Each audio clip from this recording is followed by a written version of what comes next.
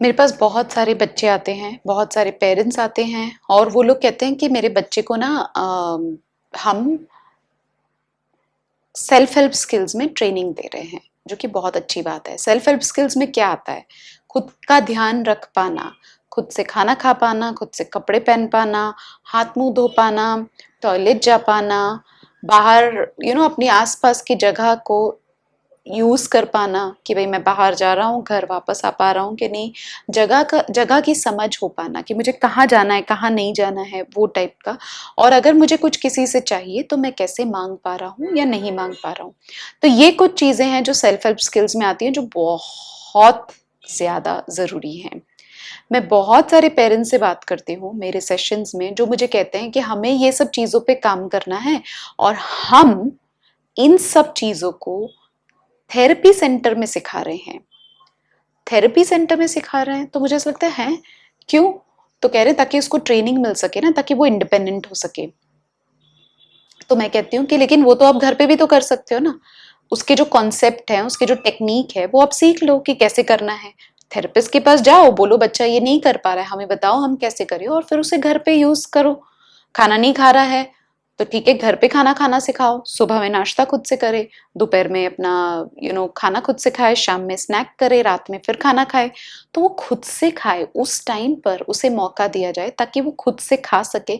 और उस वक्त अगर हम हेल्प कर रहे हैं और थेरेपी सेंटर में जाकर उसे इंडिपेंडेंट होना सिखा रहे हैं, तो हम बच्चे को ये सिखा रहे हैं कि ये जो स्किल है ना, ये सिर्फ यहाँ पर की जाती है।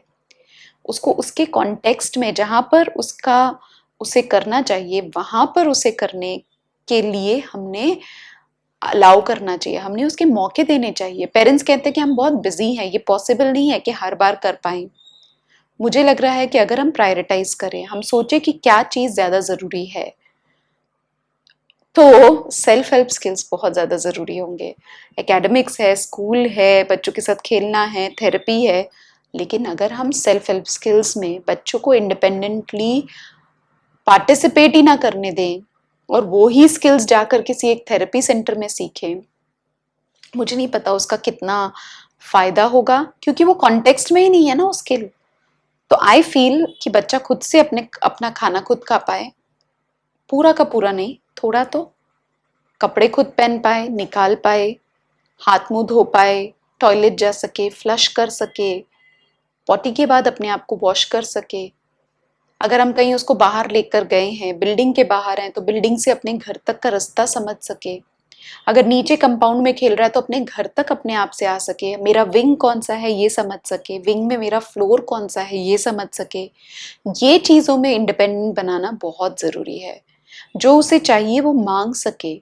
अगर वो बोल नहीं पा रहा है तो पॉइंट आउट कर सके, पॉइंट आउट नहीं कर पा रहा है तो पिक्चर्स उठा के दे सके, पिक्चर्स नहीं दे पा रहा है तो साइन लैंग्वेज से कर सके। लेकिन ये सारी चीज़ों में इंडिपेंडेंस लाना बहुत ज़्यादा ज़रूरी है। तो मुझे लग रहा है कि हर एक चीज़ उसके कॉन्टेक्स्ट में होना बहुत ज़रूरी है। सिर्फ इन चीज़ों को थेरेपी सेंटर में जाकर ट्रेनिंग देना, आई डोंट थिंक वो इतना हेल्पफुल होगा। हमारा काम एज अ थेरेपिस्ट ये है कि हम आप लोगों को सिखा सकें कि आप अपने बच्चे को कैसे इंडिपेंडेंट बना सकें अपने सेल्फ हेल्प स्किल्स में। और अगर हम आपको वो नहीं सिखा पा रहे हैं और हम आपको अपने पे डिपेंडेंट बना पा रहे हैं, तो सोचने की बात है कि ये सही भी हो रहा है कि नहीं सही हो रहा है। दूसरी बात, अगर आपको नहीं पता है कि कैसे इंडिपेंडेंट बनाया जाए बच्चे को, तो हर चीज को हम एनालाइज करते हैं, वैसे ही हम टास्क एनालाइज करते हैं। टास्क एनालाइज का मतलब होता है कि कोई भी चीज ले लो दिन भर में जो बच्चा इन्वॉल्व करेगा। फॉर एग्जाम्पल कपड़े निकालना, टी शर्ट उतार पाना। तो टी शर्ट उतार पाने के जो भी स्टेप्स होते हैं ना, मैं वो लिख लूंगी। समझो पहला स्टेप है कि टी शर्ट को उठाकर ऊपर तक लेकर जाओ। दूसरा स्टेप होता है एक हाथ हटा दो। तीसरा स्टेप होता है दूसरा हाथ निकाल लो। ओके, चौथा स्टेप होता है गर्दन से निकाल कर बाहर रख दो। तो अगर हमें ये स्टेप सारे पता हैं, तो मैं इसे बैकवर्ड चेनिंग करूंगी। उसका क्या मतलब होता है कि मैं चौथा स्टेप अपने बच्चे को सिखाऊंगी, बाकी 1 2 3 मैं खुद करूंगी। अभी क्या करूंगी मैं? टी शर्ट उतार कर दूंगी, एक हाथ निकाल दूंगी, दूसरा हाथ निकाल दूंगी, और मैं बोलूंगी कम ऑन ड्रेस निकालो अपना, तो बच्चा गर्दन से उसको निकाल देगा। तो मैं लास्ट स्टेप बच्चे को सिखा रही हूँ, इसे हम बैकवर्ड चेनिंग कहते हैं। इसी तरीके से मैं हर एक स्किल को तोड़ सकती हूँ। सबसे लास्ट स्टेप क्या है, वो बच्चे से करवा सकती हूँ। अब अगर वो कर पा रहा है, मास्टर कर लिया है कि भाई वो गर्दन से तो आराम से निकाल पा रहा है, तो मैं क्या करूंगी, फिर बैकवर्ड चेनिंग में क्या कर रही हूँ मैं, कपड़ा निकाला, सॉरी, टी शर्ट यहां तक निकाली, एक हाथ निकाल के दिया और बच्चे को बोला चलो कपड़ा निकालो, तो वो दूसरा हाथ निकालेगा, गर्दन तो उसको निकालनी खुद से आती है, तो फिर वो उतना इंडिपेंडेंट हो जाएगा। ये भी थोड़े दिन करेंगे, 10 दिन, 12 दिन, 15 दिन, जब तक वो उतना इंडिपेंडेंट ना हो जाए। उसमें भी इंडिपेंडेंट हो गया तो मैं बस ऊपर ला कर दूंगी, वो एक हाथ निकालेगा, वो ही दूसरा हाथ निकालेगा और वो पूरा निकाल कर रख देगा।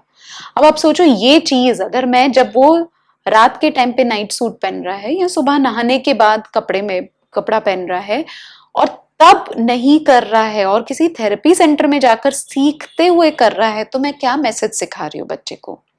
तो मुझे सिर्फ आपसे ये कहना था कि बच्चे को सेल्फ हेल्प स्किल्स में इंडिपेंडेंस देने के मौके दीजिए, उसको वो एक्टिविटी उसके कॉन्टेक्स्ट में करने दीजिए।